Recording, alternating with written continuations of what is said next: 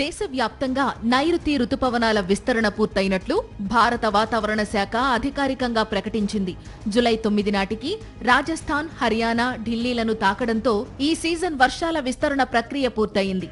జూన్లో ఎల్నినో ప్రభావంతో కరువు ఛాయలు భయపెట్టినప్పటికీ జూలై తొలి వారంలో బంగాళాఖాతంలో ఏర్పడిన అల్పపీడనాలు వరుణుడికి కొత్త ఊపిరి పోశాయి.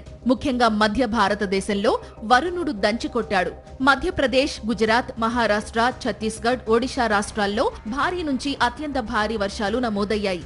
ఫలితంగా జూన్ నెలలో 60% పైగా ఉన్న వర్షపాత లోటు ఒక్కసారిగా తగ్గిపోయింది. రిజర్వాయర్లలో నీటి మట్టం పెరగడం, భూమిలో తేమ శాతాలు మెరుగుపడడంతో ఖరీఫ్ పంటల సాగుకు ఊరట లభించింది. వాతావరణ శాఖ గణాంకాల ప్రకారం జూలై 1 నుంచి 8వ తేదీ మధ్య దేశంలో సాధారణంగా 65.1 మిల్లీమీటర్ల వర్షపాతం నమోదు కావలసి ఉండగా ఏకంగా 92.3 మిల్లీమీటర్ల వర్షపాతం నమోదయ్యింది. అంటే జూలై 1 నుంచి జూలై 8 మధ్య దేశవ్యాప్తంగా సాధారణం కంటే 42% అధిక వర్షపాతం నమోదయ్యింది. భూమధ్య రేఖ ప్రాంతంలో వీచే గాలులు బలహీనపడడం, రుతుపవన ద్రోణి కదలికలు నిలిచిపోవడం, పసిఫిక్ మహాసముద్రంలో వేడెక్కిన పరిస్థితులు భారత్లో రుతుపవనాలు ప్రారంభంలో నెమ్మదించడానికి ప్రధాన కారణంగా నిలిచాయి. జూన్ నెలలో రుతుపవనాలు ఆలస్యం కావడానికి ఇదే మెయిన్ రీజన్. దాదాపు 100 సంవత్సరాలలో జూన్ ఆరంభంలో నమోదైన అత్యంత పొడి వాతావరణంలో ఇది ఒకటిగా నిలిచింది.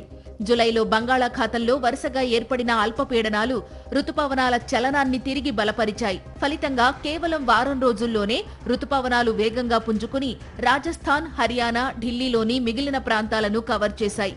జూన్ నెల చివర్లో విత్తనాలు వేయడానికి భయపడిన రైతులకు ఈ వర్షాలు ఊరటనిచ్చాయి. వరి, పత్తి, జొన్న, కంది, సోయాబీన్ వంటి ఖరీఫ్ పంటల సాగు వేగవంతమైంది. అయితే వర్షపాత విస్తరణ దేశవ్యాప్తంగా సమానంగా లేదు. తెలంగాణ, ఆంధ్రప్రదేశ్, తమిళనాడు, బీహార్, పశ్చిమ బెంగాల్, ఈశాన్య రాష్ట్రాల్లో ఇంకా సాధారణం కంటే తక్కువ వర్షపాతం నమోదవుతోంది. ఇది కొంత ఆందోళనకు గురిచేస్తున్నా రానున్న రోజుల్లో ఈ రాష్ట్రాల్లోనూ విస్తారంగా వర్షాలు కురిసే అవకాశం కనిపిస్తోంది. మొత్తానికి జూన్ నెలలో కరువు ఛాయలు భయపెట్టినప్పటికీ జూలైలో కురిసిన భారీ వర్షాలు ఖరీఫ్ పంటల సాగుకు కొత్త ఆశలు చిగురింపచేశాయి.